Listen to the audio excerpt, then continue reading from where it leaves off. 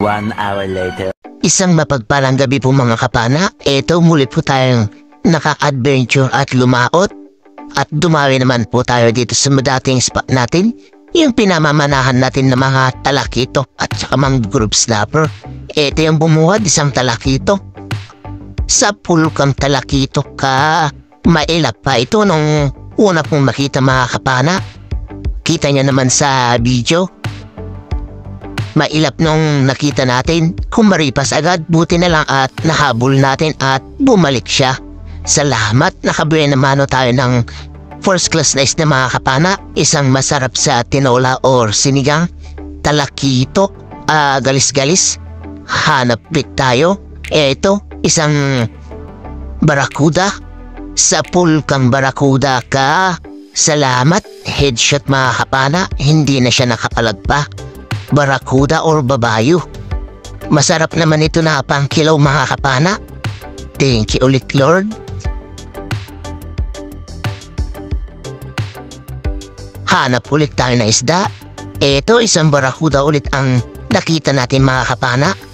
Sa pulkang barakuda ka. Ayan, headshot ulit mga kapana. Hindi na naman siya nakapalag pa. Salamat. Good size na rin ito na pambenta mga kapana. Thank you ulit Lord. Dito mga kapana sa bandang harapan nakakita ulit tayo ng isang barakuda or babayo. Sa pulkang babayo ka. Ayan, headshot na naman mga kapana. Pangatlong barakuda or babayo ito na nakuha natin. Panay headshot. Hindi na sila nakakapalag pa. Salamat Lord.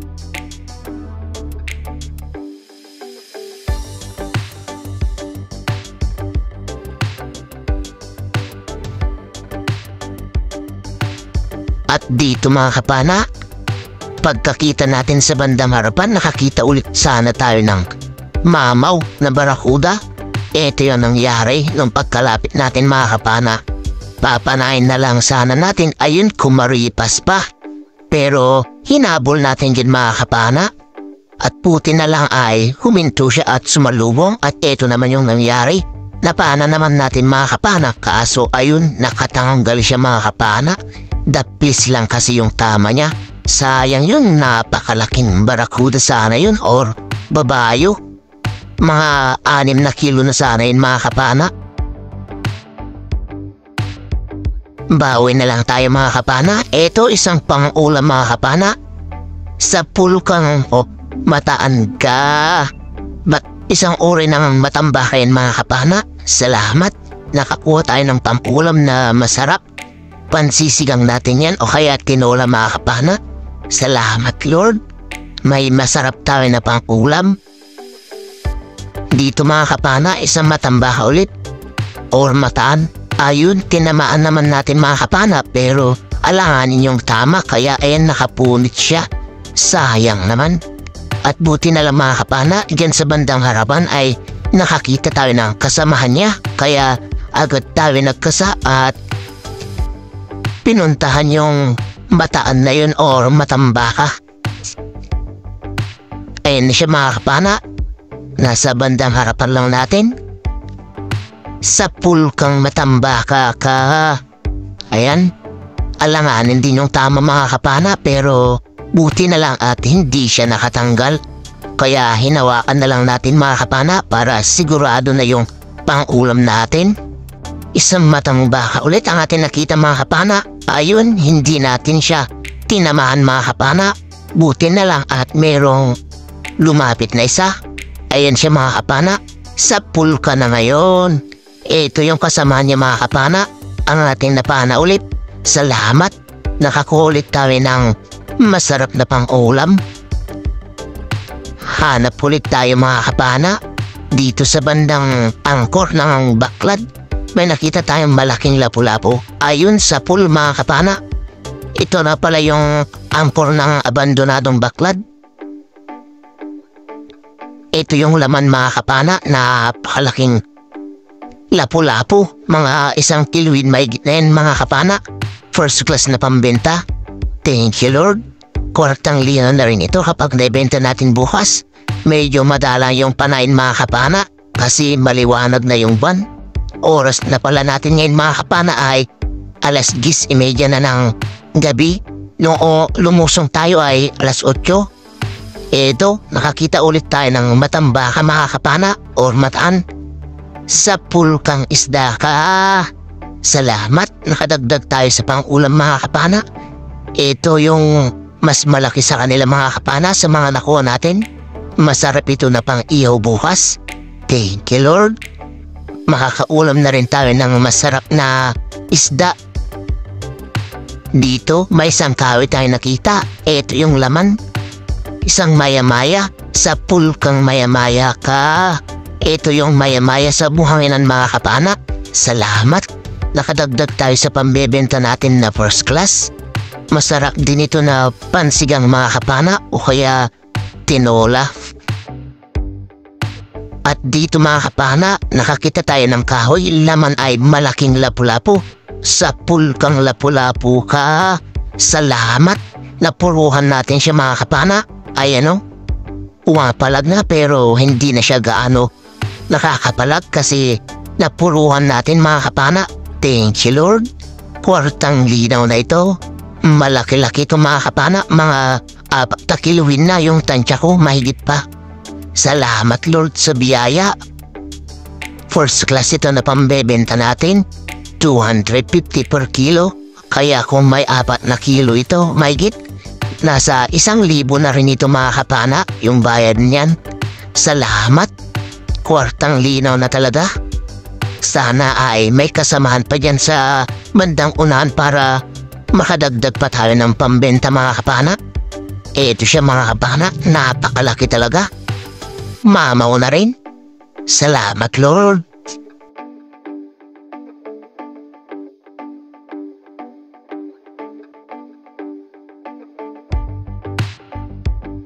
Dito sa pinamanan natin ng malaking lapu-lapu, inikot natin at eto may nakita tayo nagtatago. Medyo good size na mga kapana na lapu-lapu rin. Ayun, tinamaan natin at headshot. Pandadagdag na rin ito sa pambebenta mga kapana. First class na rin. Kaya okay na. Thank you ulit Lord.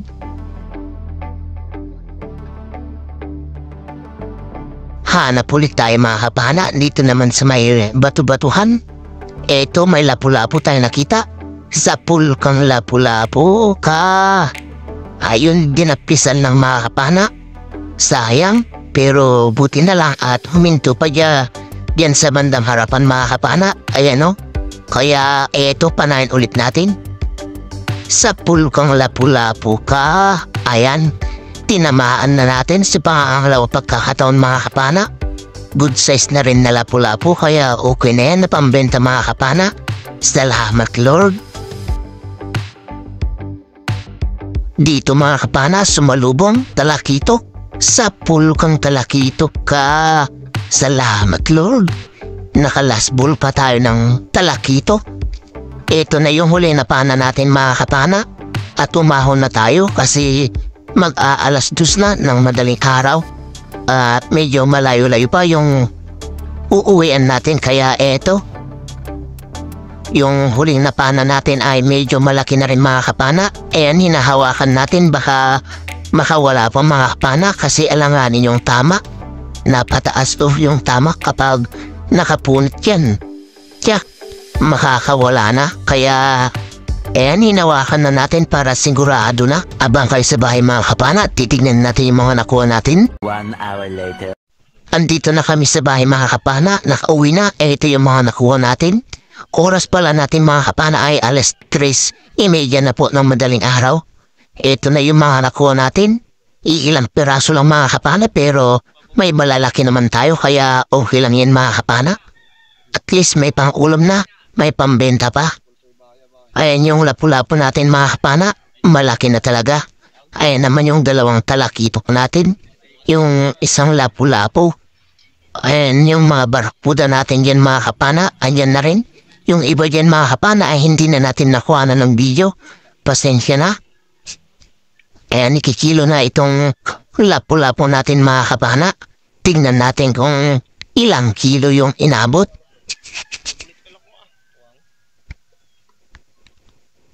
Ayan na mga kapana, yung lapu-lapu natin, 4.6. Kasama yung isang talakito ay 5.6 mga kapana.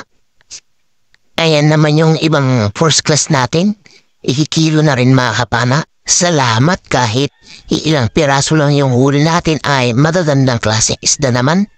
Ito na yung pangalawang salang sa first class natin. Ayan mga kapana, 3.3. Ayan naman yung mga sari-sari natin mga kapana. Yung ibang matambaka ay ikinigilo na. Ayan yung kuha ng kasama ko mga kapana. Nakakuha siya ng lobster, isang igat. At ayan, may nakuha pa siyang sweet clips mga kapana. Ayan. Tsaka dalawang talakito.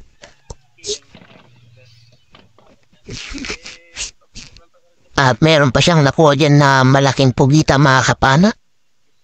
Kaya ayan lang yung kuha namin na dalawang mga kapana. Kukunti lang pero malalaki din naman. Isang magandang tanghali mga kapana. Ito na pala yung mga nakuha natin kagabi. Yung first class po natin mga kapana, yung mga lapu-lapu natin ay 8.9 po yung kilo. Kasama na po yung talakitok yan ng dalawa. At 250 naman po yung per kilo. Kaya 2,225 po yung bayad ng first class po natin. Yung sari-sari po natin mga kapana ay 2.1 lang po times 200. Kaya 420 po yung kilo. At ito po yung bayad ng isda natin mga kapana. 2,645 plus 2,189 na bayad ng isda na kasama ko. At ito na po yung pinabenta natin mga kapana. Sakto 11 kilos. Tapos eksakto 1 kilo naman yung pang ulam natin. Kaya 12 kilos lahat yung nakuha natin.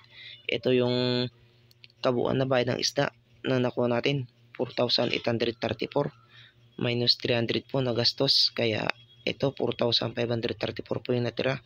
Pinag-apat po natin. Dalawa kami na nagsisid. Isang bangka at isang taga-saguan. Kaya apat po kayo mga kapana. Meron po tayong partihan na 1,133. Ayan. Okay na po yan mga kapana sa pang araw-araw na gastusin natin.